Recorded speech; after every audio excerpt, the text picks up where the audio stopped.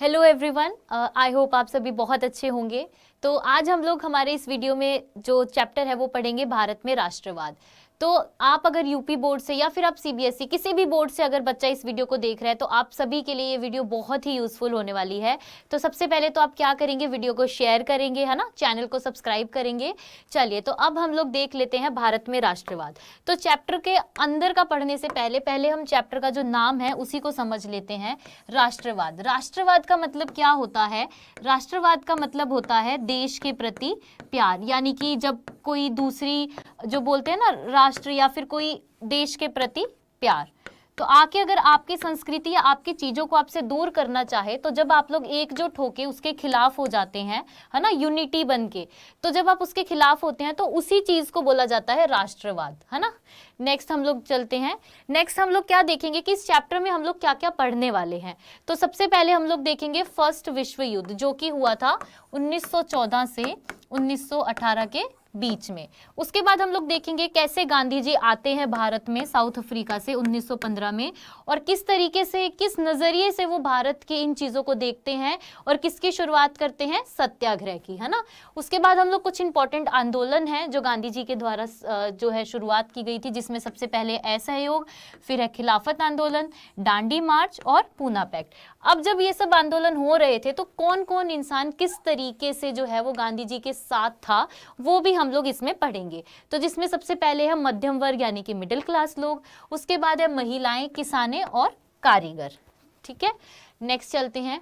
अब हम लोग देख लेते हैं कि राष्ट्रवाद का मतलब क्या है, जो कि हम ऑलरेडी देख चुके हैं कि राष्ट्रवाद का मतलब है देश के प्रति प्यार। तो देश के प्रति प्यार तो है ही, साथ ही में क्या है, गर्व की भावना का होना। मतलब ऐसा नहीं कि देश के प्रति प्यार तो है, दूसरी उन शक्तियों से लड़ भी रहे हैं जो हमारे देश की संस्कृति को हमसे दूर कर रहे हैं, लेकिन गर्व की भावना से, है ना। और अगर आसान भाषा में बात करें तो देशभक्ति, जैसे कि आप लोग मान लीजिए आप कोई गाना सुनते हो, कोई देशभक्ति गाना, कोई कविता सुनते हो, तो आप लोग अपने देश के प्रति एक अलग अलग ही टाइप का आपका एक मोटिवेशन सा आ जाता है कि नहीं, हमें कुछ देश के लिए करना है। तो वही चीज जो है वो राष्ट्रवाद कहलाती है। और सिर्फ यही नहीं, राष्ट्रवाद को हम लोग एक अलग तरीके से भी देख सकते हैं। जैसे कुछ लोग होते हैं जो गोरा काला इन सब चीजों में भेद करते हैं, ये सारी चीजें नहीं होनी चाहिए, है ना।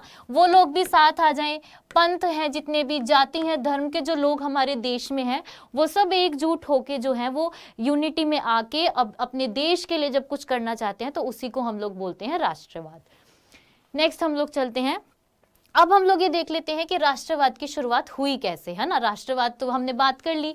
तो राष्ट्रवाद की जो शुरुआत है वो हुई थी प्रथम विश्व युद्ध, जो कि मैंने आपको बताया 1914 और 1918 के बीच में हुआ था। क्योंकि इसमें ब्रिटेन भी जो है वो लड़ रहा था और ब्रिटेन का हमारे ऊपर शासन था, तो हम लोग तो अपने आप ही उसमें हो गए, है ना। तो क्या था इसमें, ये सब हुआ तो उसमें क्या था कि ब्रिटेन का ना बहुत सारा खर्चा हो गया था, जिसकी वजह से जो है कि ना ब्रिटेन के पास पैसा नहीं था। तो उन्होंने क्या किया, अपना जो भी डिफेंस का उनका जो पैसा लग रहा था उसको उन्होंने किस तरीके से वापस लिया, उन्होंने क्या किया, सीमा शुल्क बढ़ा दिया। जो एक्सपोर्ट इंपोर्ट होता है उसका जो टैक्स है ना, उस पर जो टैक्स लगता था वो उन्होंने बढ़ा दिया। उसके बाद क्या किया, इनकम टैक्स को भी उन्होंने क्या किया, इंक्रीज कर दिया। जो भारतवासियों को सैलरी मिला करती थी, भत्ता मिलता था, उस पर जो टैक्स था उसको बढ़ा दिया। और क्या हुआ, बाजार में जो चीजें हैं वो लगभग दोगुनी हो गई, है ना। कोई चीज 5 की थी वो 10 की मिलने लग गई, एकदम से इतना ज्यादा महंगाई बढ़ गई। फूड सप्लाई में जो है वो भारी गिरावट आ गई, क्योंकि उस टाइम पे एक महामारी फैली थी। जैसे हमारे यहाँ पे कोविड-19 फैला था, उसी तरीके से उस टाइम भी एक महामारी फैली थी, जिसकी वजह से जो किसान है वो उतनी फसल उपजाऊ नहीं हो पा रही थी, जिसकी वजह से फूड सप्लाई में भी गिरावट आ गई। और जो नौजवान थे हमारे, उनको जो ब्रिटेन सरकार है वो जबरन भर्ती करवा रही थी आर्मी में, ताकि वो जाएं और वो उस वर्ल्ड वॉर में साथ दें, मतलब वहां पे लड़ाई करें ब्रिटेन की तरफ से, है ना। नेक्स्ट हम लोग देख लेते हैं। ये सारी चीजें हो रही थी, लेकिन इस बीच में क्या हुआ, गांधी जी जो हैं वो भारत आते हैं साउथ अफ्रीका से, है ना।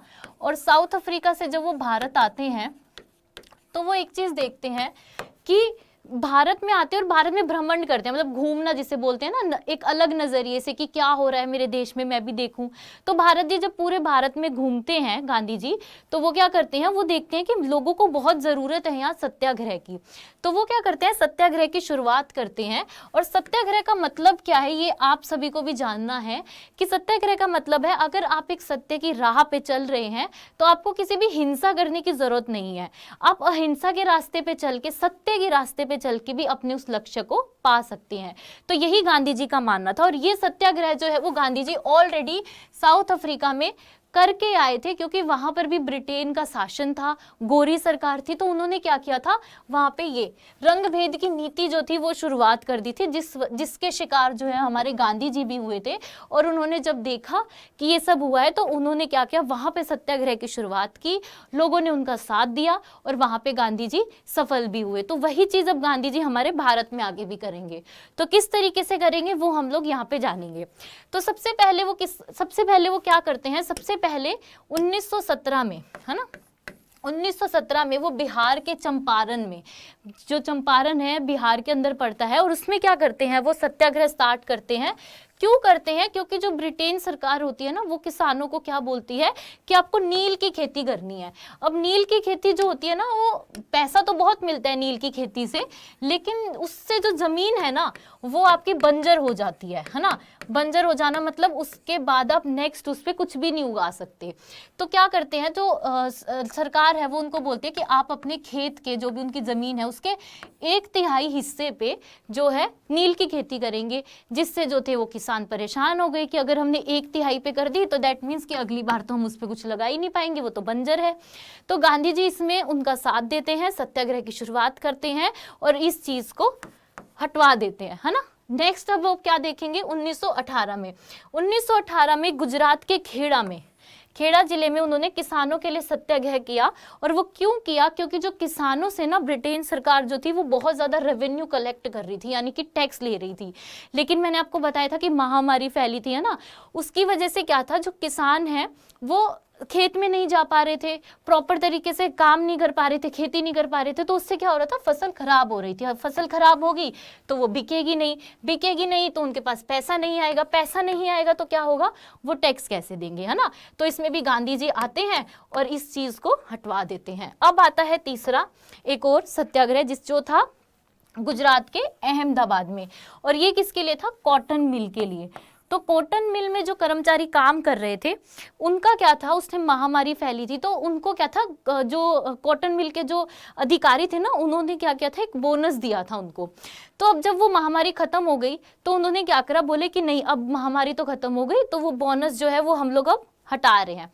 लेकिन उस टाइम तक महंगाई बहुत बढ़ चुकी थी, तो जो कर्मचारी थे वो बोले कि नहीं, अगर आप बोनस हटा रहे हो तो हटा दो, लेकिन 50% हमारी सैलरी जो है, सैलरी में इंक्रीमेंट दे दो, है ना।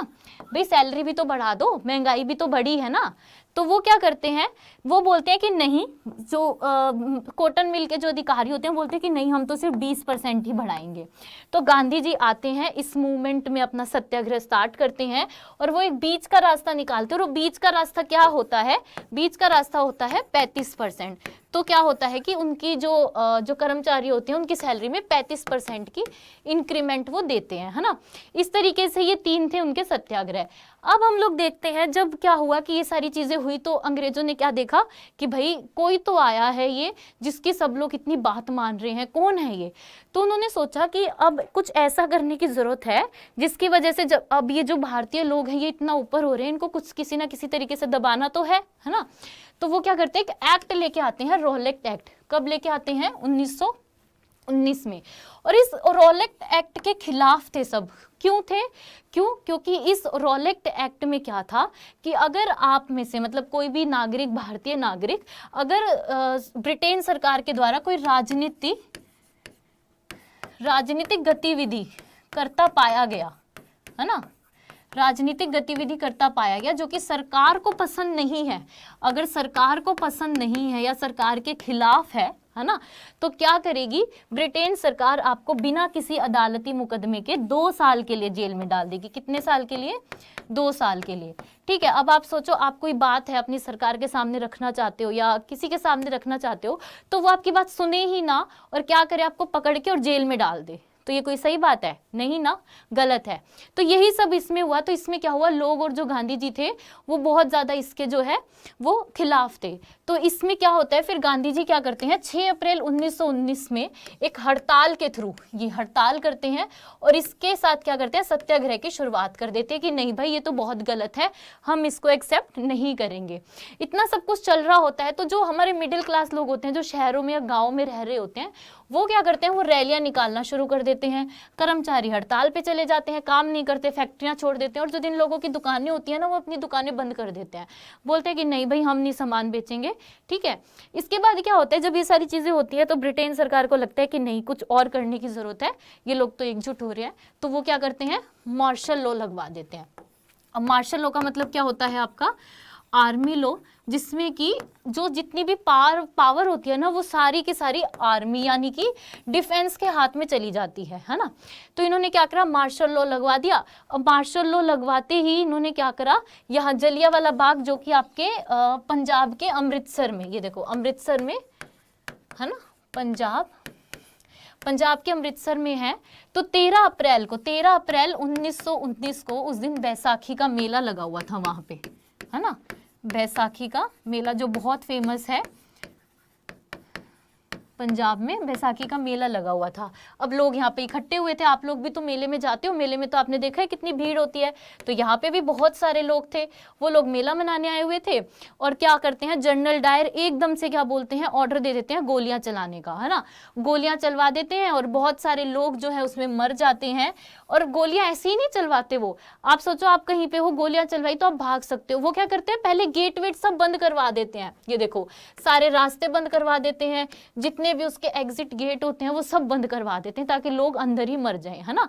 तो ये उनकी मतलब बहुत ही बुरी, जिसे कह सकते हैं कि एक बहुत ही गंदी जो ब्रिटेन सरकार की एक बोलते हैं कि उनका किया हुआ एक काम था। इसके बाद क्या होता है, अब लोगों में और ज्यादा आक्रोश आ जाता है, गुस्से में हो जाते हैं। इसके बाद क्या करते हैं, गांधी जी जितनी भी उनको क्या बोलते हैं ना टाइटल मिले हुए होते हैं ब्रिटेन सरकार से, वो वापस कर देते हैं।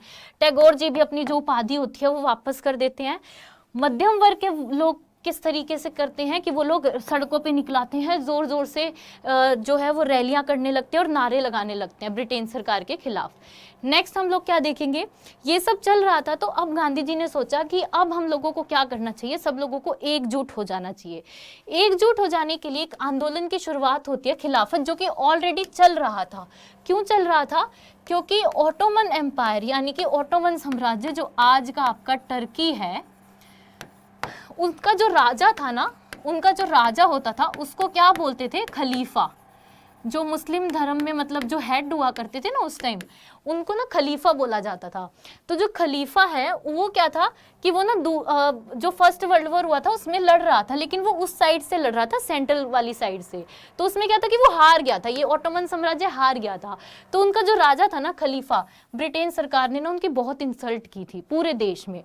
तो अब आप सोचो कि आपके राजा की, आपके खलीफा की कोई इंसल्ट कर दे तो आपको भी तो बुरा लगेगा।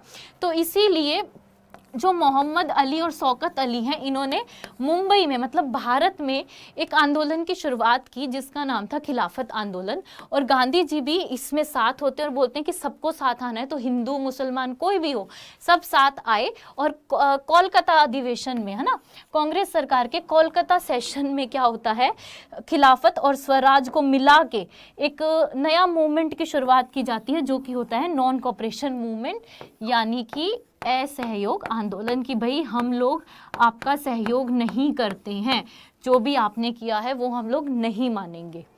नेक्स्ट देखते हैं। तो अब ये सब जो चल रहा था इसमें कैसे कैसे सबने पार्ट लिया, है ना। हमने देखा मध्यम वर्ग के लोग थे, किसानों ने सप्लाई बंद कर दी और आदिवासियों ने भी अपने तरीके से इसमें साथ दिया। नेक्स्ट क्या होता है कि असहयोग आंदोलन चल रहा होता है, लेकिन एकदम से, है ना, 1920 में असहयोग आंदोलन चल रहा होता है।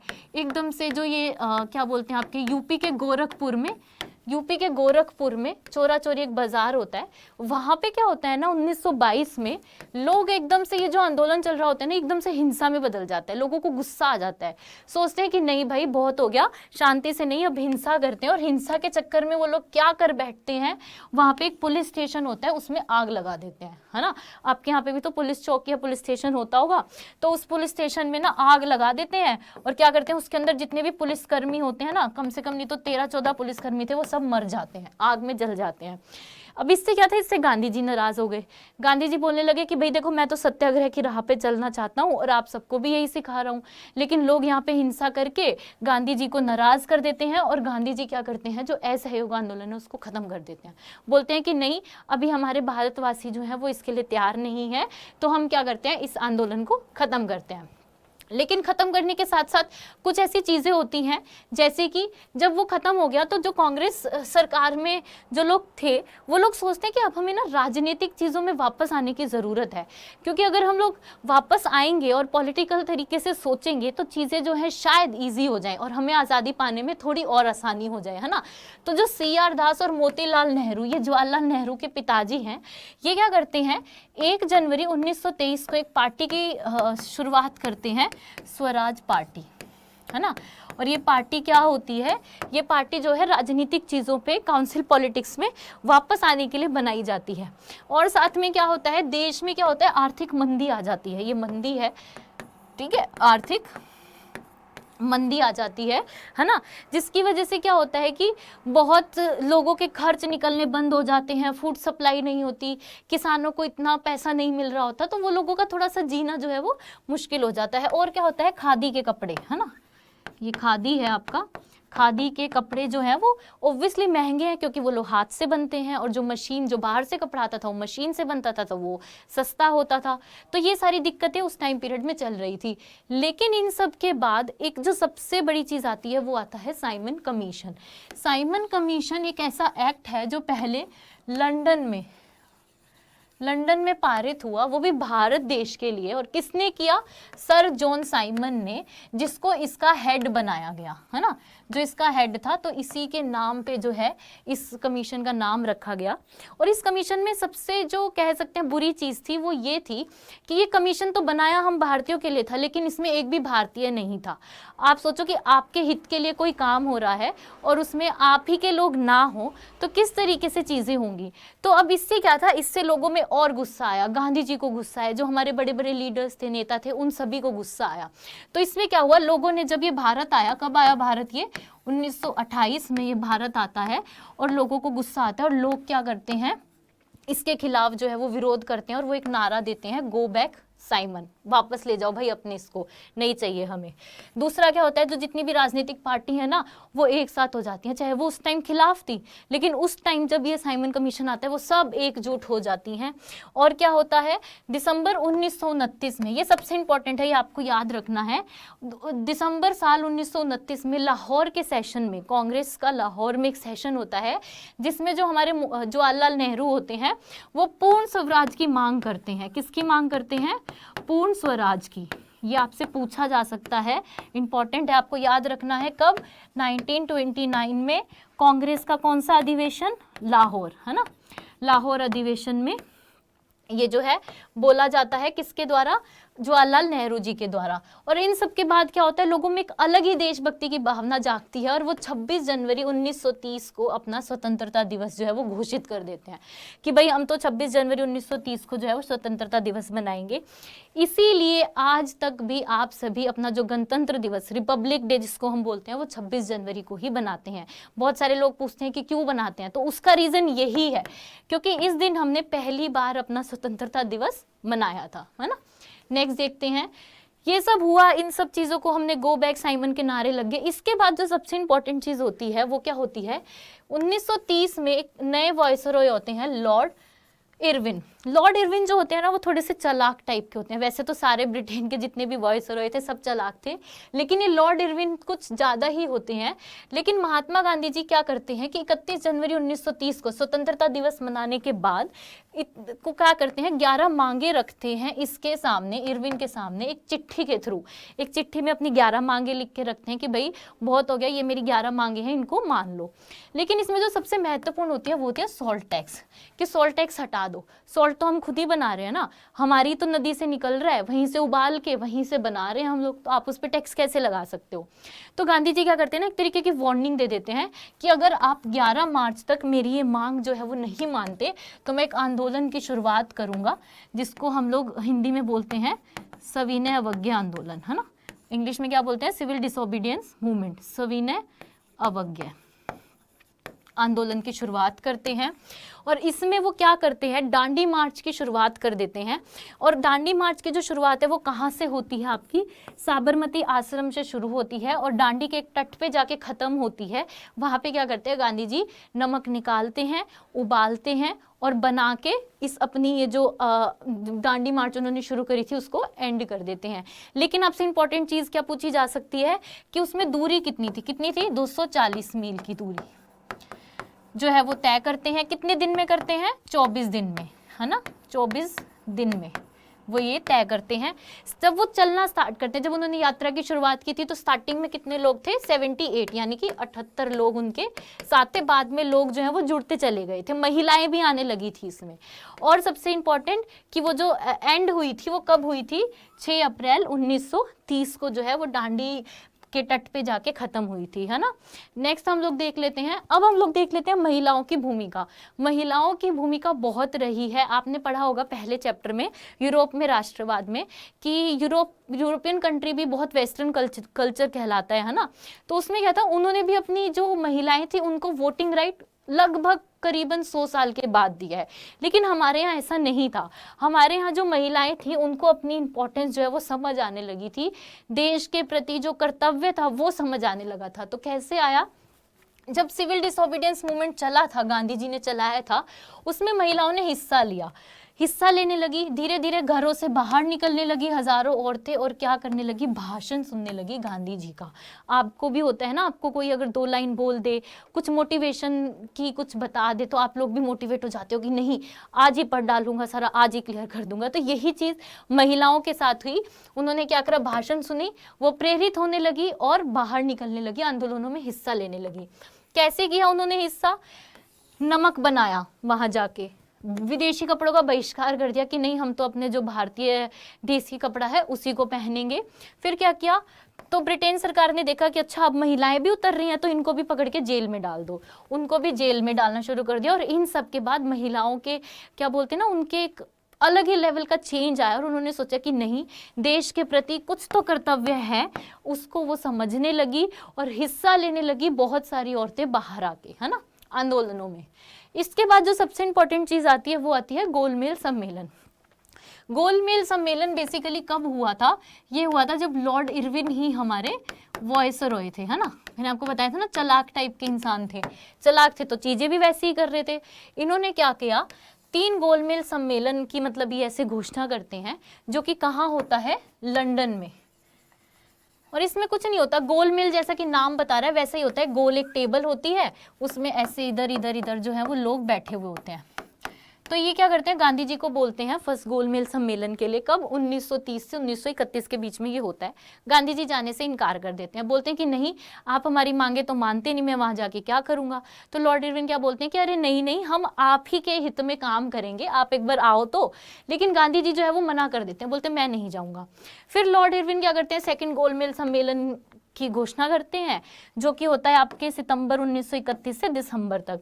इसमें क्या करते हैं कि वो मना लेते हैं, किसी तरीके से गांधी जी को मना लेते हैं कि नहीं नहीं आप आ जाओ, हम आपकी जो मांगे हैं वो सब सुनेंगे।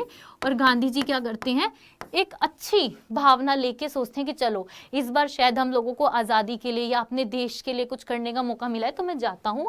और वो क्या करते हैं, भारत से लंदन चले जाते हैं। और कैसे जाते हैं, बिल्कुल अपने नॉर्मल धोती कुर्ता जो हमारी भारतीय संस्कृति है उसमें जाते हैं तो लोग उनको देखते हैं कि अरे ये कौन आ गया ऐसे कपड़े पहन के, है ना।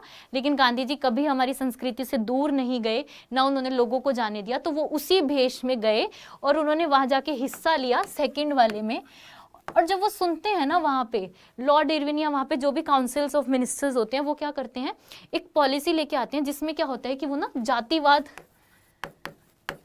जातिवाद वोटिंग की बात कर देते हैं। जिसमें क्या होता है कि मतलब अगर कोई एक जाति का इंसान है तो वो सिर्फ अपनी ही जाति वालों को वोट देगा, दूसरा जाति का जो इंसान है वो अपने दूसरे वाले को देगा। तो ये तो बहुत गलत।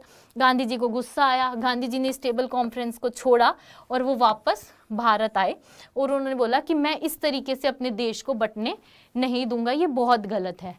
इसके बाद जब गांधी जी वापस आते हैं तो इरविन क्या देखते हैं कि गांधी जी ने तो भाई लोगों को आके यहाँ पे बताना शुरू कर दिया, तो वो क्या करते हैं, गांधी जी को जेल में डाल देते हैं। प्लस गांधी जी और उनके साथ साथ कौन होते हैं, होते तो बहुत सारे नेता हैं लेकिन नेहरू, गांधी जी और नेहरू जो होते हैं वो एक ही जेल में होते हैं, पूना में, ठीक है, महाराष्ट्र में जो है वहां पे जेल में डाल देते हैं। और इसी टाइम पीरियड के बीच में एक थर्ड गोलमेज सम्मेलन होती है जिसमें भी गांधी जी जाने से इनकार कर देते हैं। और क्या होता है, ये वाली जो गोलमेज सम्मेलन होती है 1932 में होती है, गांधी जी जाने से इनकार कर देते हैं। लेकिन एक इंसान था जो इन तीनों राउंड टेबल कॉन्फ्रेंस में उपस्थित था, वो कौन था, वो थे आपके BR अम्बेडकर जी। BR अम्बेडकर जी ऐसे एक इंसान थे जिन्होंने इन तीनों राउंड टेबल कॉन्फ्रेंस को अटेंड किया और ना कि वो वहाँ से प्रभावित भी हुए। और ये होने के बाद ही उन्होंने जो पूना पैक्ट है उसकी शुरुआत की। लेकिन इस सब को जानने से पहले आपको एक और चीज़ जाननी है, वो ये कि BR अम्बेडकर जो थे, क्योंकि वो खुद एक डिप्रेस क्लास से बिलोंग करते थे, तो वो जानते थे कि किस किस समस्याओं का सामना उनको करना पड़ा। इसीलिए वो क्या है, एक एक्ट लेके आते हैं जिसको हम लोग बोलते हैं पूना पैक्ट। चलिए, तो हमने देख लिया गोलमेज सम्मेलन। अब गोलमेज सम्मेलन के बाद जो सबसे इंपॉर्टेंट चीज आती है वो आती है पूना पैक्ट, है ना, जिसको हम लोग इरविन पैक्ट या फिर इरविन समझौता के नाम से भी जानते हैं, क्योंकि उस टाइम जो वाइसरॉय थे वो इरविन थे, है ना। तो इसमें क्या होता है, पूना पैक्ट में जो है ना सबसे बड़ी भूमिका आती है BR अम्बेडकर जी की और महात्मा गांधी की। तो BR अम्बेडकर जी क्या करते हैं कि साल 1932 में ना डिप्रेस क्लास एसोसिएशन जो है वो बनाते हैं। और उसमें वो क्या बोलते हैं कि ठीक है कि अगर उस टाइम पे जब वो गोलमेज सम्मेलन में गए थे, गांधी जी ने मानने से इनकार कर दिया कि नहीं, मैं जातिवाद पे कभी भी वोट नहीं करवाऊंगा। ऑब्वियस सी बात है, सोचो आपके देश में जातिवाद या फिर धर्म के नाम पे वोटिंग होने लग जाए तो ये कितना गलत है ना। हमारे देश की जो यूनिटी है वो टूट जाएगी, है कि नहीं।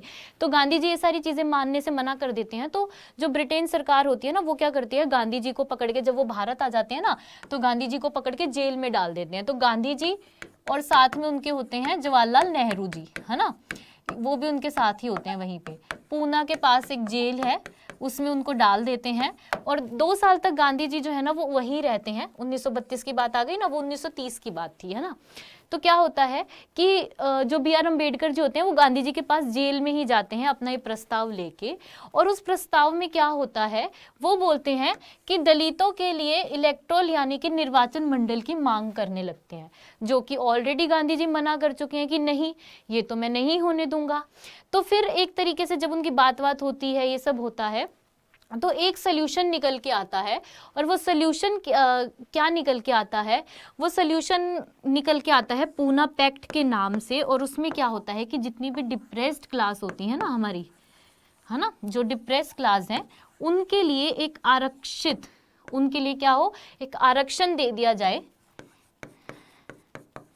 आरक्षित सीटों जो है वो फिक्स्ड हो जाए, मतलब रिजर्वेशन मिल जाए, है ना, कि भाई जैसे अगर कल को चुनाव होना है या कहीं कुछ होना है तो उसमें जो है उनको एक पर्टिकुलर अमाउंट जो है वो फिक्स मिल जाए, ठीक है।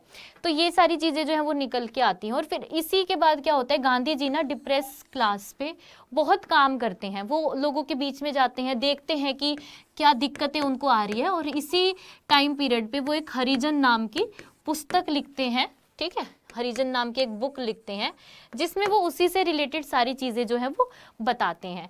ये सारी चीज़ें हो रही थी, ठीक है, 1932 तक। उसके बाद क्या होता है, उसके बाद लोग जो हैं वो फिर से मतलब एकदम से ऐसे थोड़ी मंदी सी आती है। कांग्रेस के अधिवेशन हर साल हो रहे होते हैं अलग अलग जगह पे। उसमें सबसे जो इम्पोर्टेंट है मतलब वो आता है आपका एक सेशन जो कि था 1938 का, जिसमें जो कांग्रेस के अध्यक्ष बनते हैं वो बनते हैं हमारे सुभाष चंद्र बोस जी, ठीक है।